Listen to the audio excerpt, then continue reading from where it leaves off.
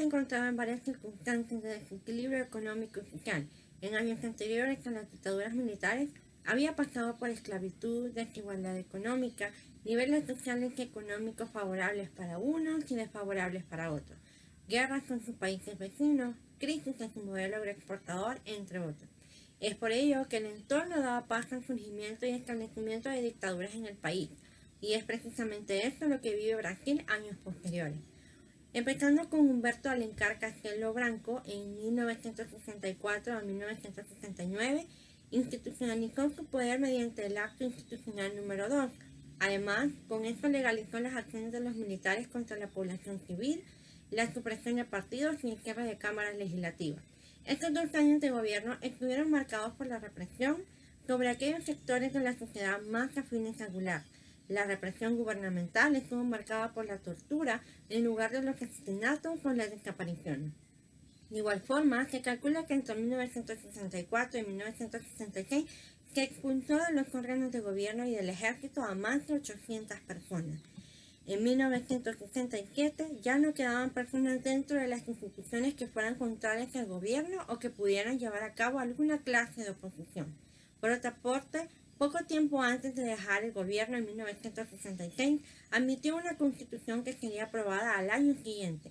En ella se suprimían muchas de las libertades que habían antes del golpe de Estado. Además, se establecían elecciones indirectas a la presidencia en la que participarían, por un lado, el ARENA, Alianza Renovadora Nacional, y por el otro, el MDB, Movimiento Democrático Brasileño. La Constitución, las elecciones y los partidos dotaron una cierta apariencia de democracia del régimen. Otro sería Arthur Costa e Silva, quien gobernó de 1967 a 1969. Estuvo marcada por la disminución de la represión sobre la sociedad civil y por el aumento de la movilización social en contra del gobierno. Los sindicatos, los estudiantes salieron a las calles pidiendo reformas y una vuelta, por lo menos parcial, de la situación anterior. Además, el gobierno fue perdiendo seguidores poco a poco hasta quedarse solo con el apoyo de algunos militares, parte de las clases altas y los grandes latifundistas del país. Ante esta situación, a finales de 1968 el ejército decidió actuar y obligó a Costa y Silva a aplicar el Acto Institucional número 5, el cual quedaba suspendida la Constitución de 1966. Además, quedaban prohibidas las manifestaciones, los juicios políticos eran llevados a cabo por militares y se institucionalizó la tortura. Asimismo, el gobierno de Emílio Garrastazu Medici, de 1969 a 1974, precisamente 2 años después, en las elecciones de 1969, ganó el candidato de la ARENA, Emiliano Garrastazu Medici, quien se mantuvo en el poder hasta el año de 1974. En este periodo se dieron avances como el crecimiento económico sin precedentes en Brasil, llegando a cifras de crecimiento del PIB cercanos al 8%. El modelo económico basado en la transformación y exportación de materias primas alcanzó durante la presidencia de Medici sus mejores resultados, tanto a nivel macroeconómico como a nivel social, con unos bajos niveles de desempleo. Pero para ello se debían tener en cuenta factores externos a las propias políticas económicas brasileñas. El momento de mayor crecimiento de la economía brasileña coincide con una etapa próspera de los países capitalistas como Estados Unidos. Esto hizo que la exportación de materias primas y bienes manufacturados fuera mucho más sencilla. A este proceso de crecimiento se le llamó el milagro económico brasileño. Para 1973 la economía brasileña empezó a decaer debido a la escasez de algunas materias primas. A pesar de esto, el gobierno logró mantener la inflación, que era uno de los grandes problemas históricos de la economía brasileña. Esta situación provocó que se tomaran algunas decisiones de carácter intervencionista como la limitación de las exportaciones. Desde 1974, la inflación de la moneda y el modelo económico brasileño seguirán poniendo en entredicho hasta el final de la dictadura en 1985. Por otra parte, la represión de las Fuerzas Armadas sobre la población civil aumentó, haciendo que esta fuera la etapa más dura de la dictadura. La censura de los medios de comunicación, la acción del ejército y la supresión de movimientos sociales junto con la bonanza económica hizo que las opciones de oposición al régimen fueran escasas y que fuera uno de los periodos de mayor popularidad del régimen de los militares brasileños.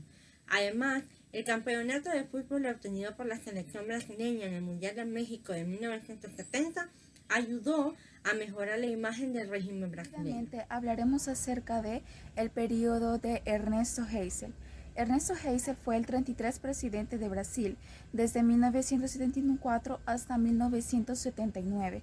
Él fue el líder de la transición de la dictadura militar, la lucha contra la amenaza de los comunistas en el país y el inicio de la polarización política. La lucha contra la amenaza comunista es un punto realmente importante, puesto que acá se puede señalar dos sucesos bastante relevantes en el mandato de este presidente.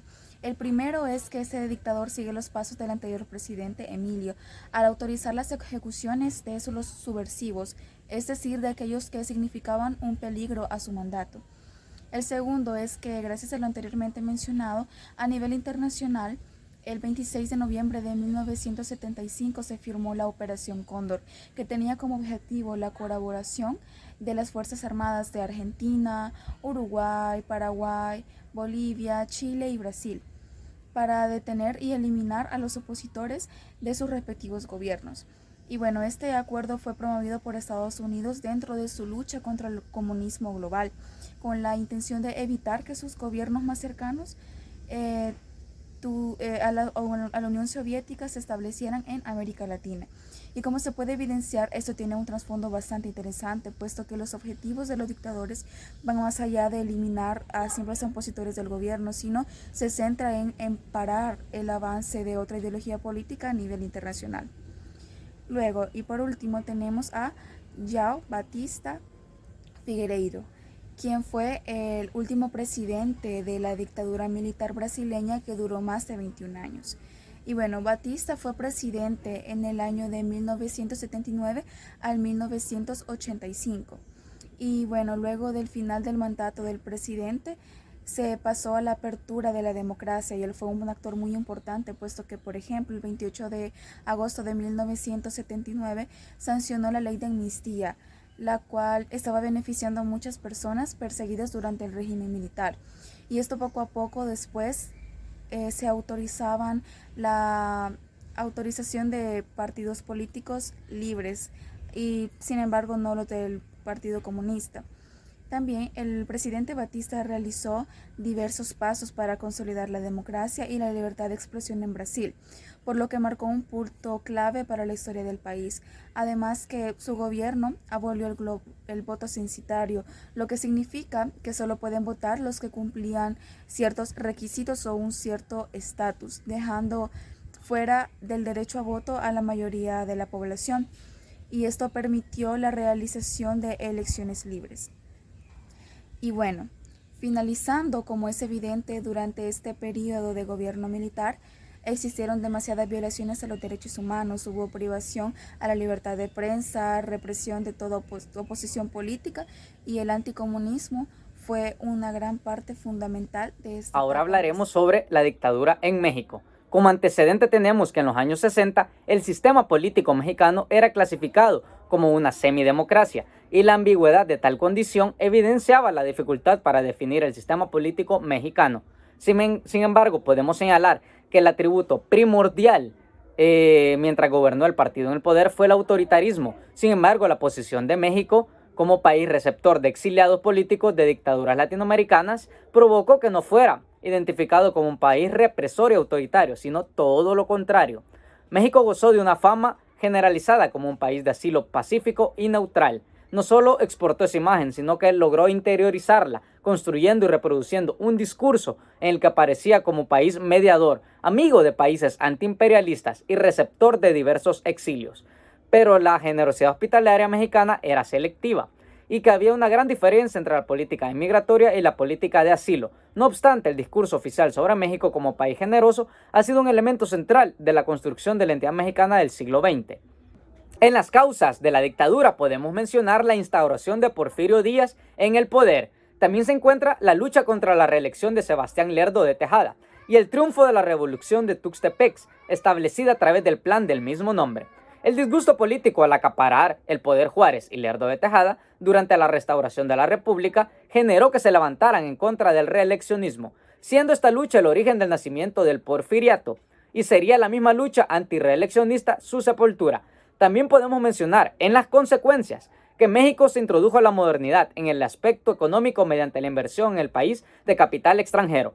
El país se consolidó en un gobierno, lo cual permitió generar riquezas. Los grandes capitales en manos del gobierno despojaron de sus riquezas a sus dueños, lo que generó miseria y hambre, porque la riqueza era repartida de forma injusta. Dentro de las características de esta situación podemos ver que el poder se centralizó en Porfirio Díaz, quien se posicionó como el líder del país entero, ya que Díaz era popular entre la clase militar, por lo cual reformó al ejército a su antojo y con apoyo de la Policía Federal y la Policía Rural mantuvo el orden en el país. El gobierno de Porfirio Díaz inició en 1876 y culminó con su renuncia en 1911. Y sus últimos años reiteró que el país ya estaba listo para la democracia. Sin embargo, nunca hizo ningún intento real por abandonar el poder. En 1910 presentó nuevamente su candidatura a la presidencia. El descontento de dichas acciones y políticas desató la rebelión de Francisco Madero el 20 de noviembre de ese mismo año, instaurando así la mencionada revolución. Habiendo sido derrotado militarmente y en el terreno político, Porfirio Díaz renunció a la presidencia en el año siguiente, abandonó el país y poniendo así fin al periodo del porfiriato. Chile estaba viviendo eventos sociales, políticos y económicos críticos que marcaron la historia del país, empezando desde grupos de oficiales molestos con el Parlamento, provocando el movimiento llamado Ruido Incesable, pasando por la renuncia del expresidente Arturo Alessandri en 1925, llegando a denominarse como un golpe de Estado, hasta la también renuncia del presidente Emiliano Figueroa en 1927, una renuncia que se dice fue bajo presión e influencia del coronel Ibáñez del Campo. Es precisamente en el acontecimiento de los ruidos de sable que Ibáñez del Campo entra en la escena política chilena, siendo el líder de este movimiento, y desde ahí se comenzaría su reconocimiento, pero ¿para bien o para mal?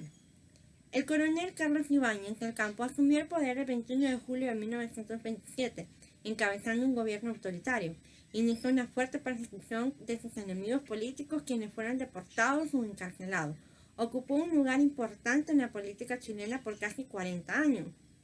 Fue artífice de los movimientos militares que terminaron con la República Parlamentaria y dieron comienzo a una nueva época caracterizada por el fortalecimiento del papel del Estado en la sociedad y la emergencia de las élites medias.